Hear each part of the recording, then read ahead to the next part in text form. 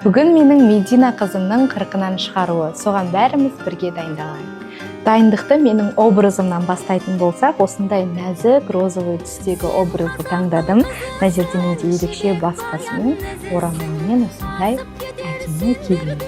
Бүгінгі күніміздің ең тәтті сәтіне арналған, осындай қызыма арнайы жасалған өте әдемі, ерекше нәзік торт. Бүгінгі менің сервировкамда өте ерекше, осындай нәзік түсте дайындалған, барлығын арнайы тіктіртіп заказ бердім.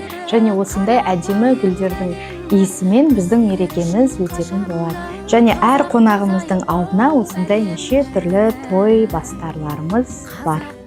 Бесікке салған кездегі арнайы тыштыма деген салт дәстүрімізге осындай Патчи брендінен шоколадтар алдым. Және де бүгінгі мерекеміздің басты адамының образы осындай әдемі кішкентай